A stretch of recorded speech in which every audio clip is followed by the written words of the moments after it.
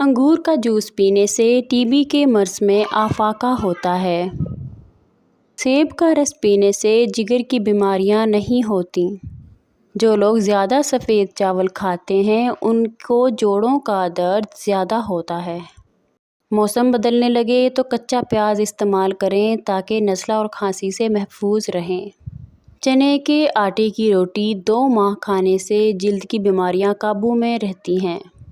روزانہ تازہ جھاگ والا دودھ پینے سے ہونٹ نرم اور سرخ ہو جاتے ہیں۔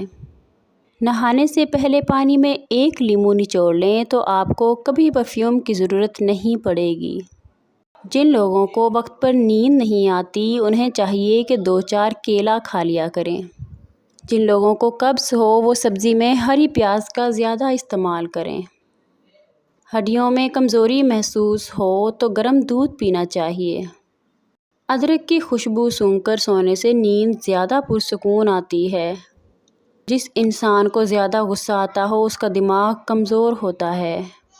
رات کو الائچی منہ میں رکھ کر سونے سے زندگی بھر منہ سے بدبو نہیں آتی۔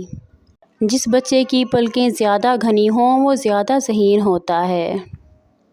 گھر میں اکٹھے بیٹھ کر کھانا کھانے سے برکت میں اضافہ ہوتا ہے۔ جن کے دانت ٹیڑھے ہوں وہ بہت چالاک اور مکار ہوتے ہیں۔ کالے کپڑے پہننے سے وہم کی بیماری لگ جاتی ہے۔ جو لوگ کھانا کھا کر فوراً سو جاتے ہیں ان پر بڑھاپا جلد آ جاتا ہے۔ روزانہ سونف والا دودھ پینے سے رنگ گورا ہوتا ہے۔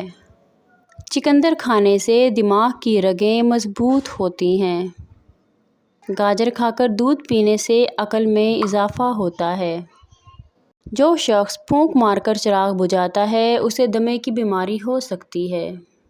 اگر آپ روزانہ کیلے کھانا شروع کر دیں تو آپ کا وزن بڑھنا شروع ہو جائے گا۔ گھر میں لیموں کا پودا لگا ہو تو مچھر اس گھر میں نہیں آتے۔